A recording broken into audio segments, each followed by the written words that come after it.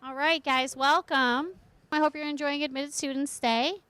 First, we want to say congratulations again on being accepted here at Wagner, and we hope to see you all in the fall. So I'm Kristy Kline. I'm the Associate Director of Admissions and Financial Aid here at Wagner.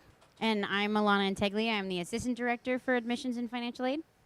And we've also put the NYU Office of Financial Aid information up here as well. And just keep in mind, if anybody wants a copy of this, just kind of step up afterwards and we'll make sure you can get a copy. We give you their information as well because we work with them pretty much on a daily basis with your financial aid and your packages and things like that. So today we're first going to talk about a general overview of the financial aid resources available to you guys. Then we're going to talk about what's the difference between Wagner's financial aid and the NYU Central Financial Aid. We get that question a lot. It's a little bit confusing. We're going to talk about the different funding sources available to you and also provide you with some links to these sources. And then we're going to talk about some of the things that happen after you graduate, like your repayment options and the public loan forgiveness program that's currently available.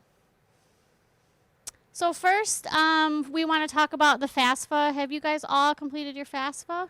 Has anybody not done that yet? If you're eligible? Good. Have you guys all received your packages? Okay, good. So some of you may have federal work study. You may have an unsubsidized loan or a graduate plus loan on there. In addition, there's private loans if you wanted to shop around a little bit. Wagner has institutional aid, scholarships. There's outside scholarships and grants, personal resources, and then payment plans. So we're just going to briefly talk about each of these to give you a little more information. So Wagner Financial Aid basically consists of Alana and myself. We are there to help you through all of your federal financial aid needs. The biggest difference is that we can only handle basic information for you guys regarding federal financial aid. But we can also be a liaison between you and the Central Financial Aid Office with some of the more difficult questions. In addition, we can talk to you about processing times, disbursements, and things like that, or any errors that may be stopping you from receiving the aid. And then anything scholarship related, you definitely want to reach out to Alana or myself to ask those types of questions.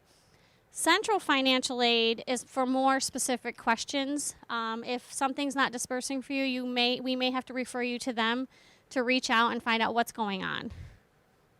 I can tell you've all submitted your FAFSA, so that's great. So you know a little bit about this already, but we wanted to give you some resources.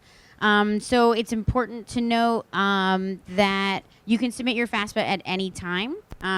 They have a deadline, and it's good to try to hit that deadline, but you'll still be considered for work study, Stafford, and Graduate Plus loans if you submit past the deadline.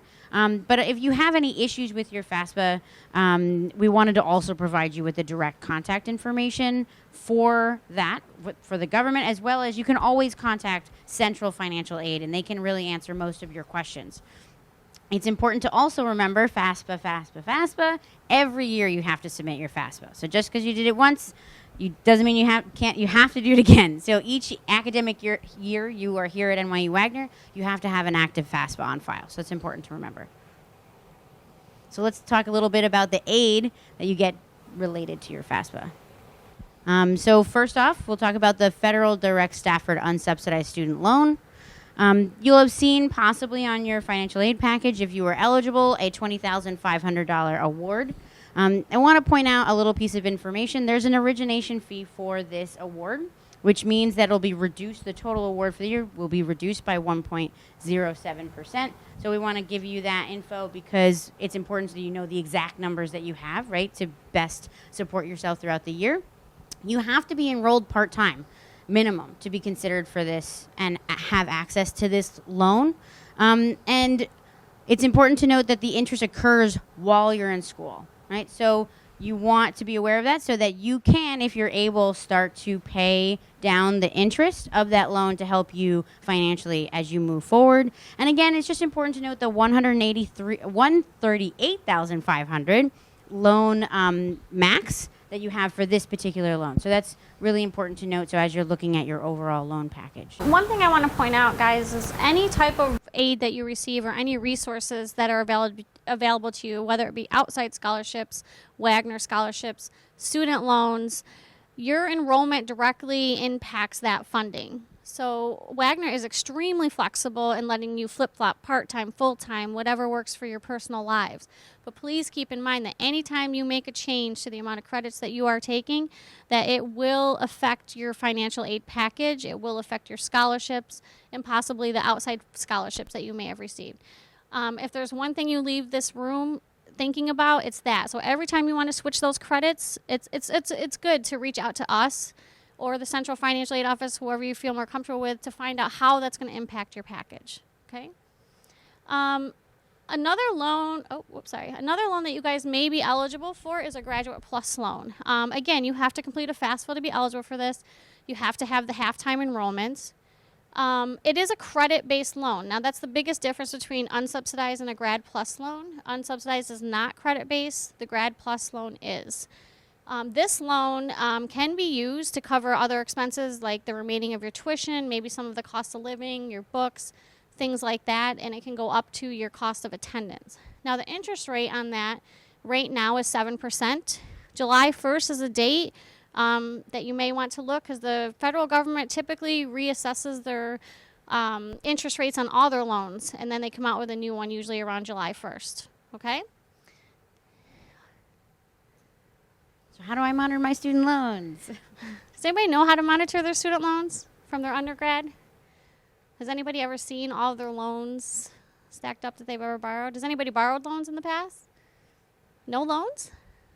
Okay, well, it's not very applicable to you guys. But if you do decide to take out a loan here at Wagner, this is called the National Student Loan Database. Once you guys take out your first loan, you will have access to this database. It keeps a running tally of what you've borrowed. It tells you who the lender is, and how to contact them and things like that. It's just good information to know so that you can kind of monitor what you've borrowed so far. So now we're going to go into additional funding sources. So I want to start with continuing on the loan side, the private student loans. So you do not have to have an active FAFSA on file for this, for a private loan. Loan agencies, there's a wide variety of loan providers. NYU actually provides an extensive list of providers, which, again, all of the links in this presentation are active. You'll see that link at the bottom here. And if you want access to the presentation, you can absolutely have access to that. Interest rates may change and vary from year to year, and it's important to make sure that you're aware of your lender's interest rates. As Kristy noted, this is credit-based as well as the Graduate Plus loan, so you can kind of shop around to see what's the best interest rate for you when it comes to a private loan. You may have a bank or an agency that you already work with that you would prefer to work with, but the NYU private lenders list is a good resource to take a look if you're interested in that. Again, you have to be enrolled at least half-time to be considered for private loans, and interest and principal payments can be deferred while you're a student, but you should always verify with your lender. So Wagner does offer a number of scholarships. We do like to point out, because we are transparent in our process, that about 20% of Wagner students receive some sort of scholarship funding. That's a small amount of students. We would love to increase that number, and we do our best to keep increasing that each year. So we do like you to know that. Scholarships are awarded through the admissions process, if any of you weren't aware. So when we do our reading, that's how the recipients are selected. If and when we have any additional scholarship funding available and you meet the eligibility criteria specified by the scholarship, we will reach out to students to offer them to apply for that scholarship. It's not as often as we would like, but the option has risen, and if it does, just be sure to fill that out when you see it. So I wanted to go in a little bit more about external funding. There's a lot of organizations that reach out to us saying, have your NYU students apply to our funding sources. We know that these sources are underutilized dramatically, and we really, really want to emphasize that before you start the program, you go through these lists and find awards that you're eligible for, because you are excellent students who are coming to a program that they would like to recruit for their scholarships.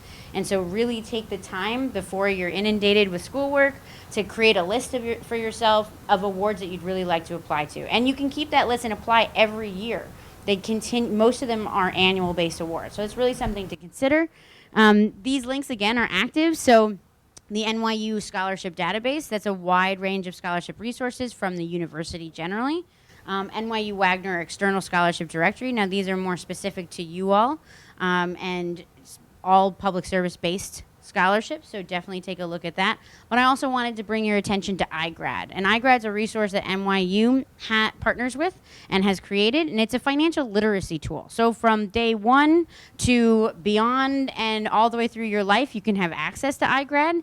And it's basically so you can monitor your financial needs, both as a student and as an alum, managing your loans, etc., and onwards. So they're great resources. One thing I like to point out about external scholarships, there's a lot. Like she said, we get emailed all the time to post these scholarships, and we do our best to vet these organizations to make sure they're legitimate scholarships. So as you guys are looking through trying to find external funding, just take a minute or two, just do a little research on the organization that's offering the scholarship. Sometimes they're not fully legitimate, or maybe they're trying to get your information. So just take a minute to make sure you vet them a little bit. So what happens after I graduate? We know you haven't started. We do like to go into this a little bit so that you kind of, know what's about to happen after you're done. If you borrow student loans, the government has about 9 to 10 payment plans right now. This could change by the time you graduate. But we are not going to go over each one of these, but we have it on the slide in case you guys request the PowerPoint so that you can kind of look into it into more detail. The repayment plans that we really want to highlight are the income-based repayment plans. The reason we highlight these is when you guys are actually going to choose your payment plan after you graduate, if you take out student loans, you're going to want to go with the income-based payment plan because these are the only 2 payment plans that are eligible for the public loan forgiveness program. If you decide to choose one of these payment plans and you're paying for that 10 years, they're going to turn around and say no. So it's really important that you remember just income-based payment plans. That kind of leads us into the public loan forgiveness program. Have you guys all heard about this? Is anybody actively participating or no? I'm sure you've heard all the news around it, surrounding it and everything too. Like, is it going to be here? Is it going to go away? It wasn't working out for students. So we're kind of we wanted to go over it with you to kind of tell you some of the reasons maybe they weren't eligible or what happened through that process. But basically, it's a program that forgives the remaining balance on your direct loans after you make 120 qualifying payments with a qualifying employer under a qualifying payment plan.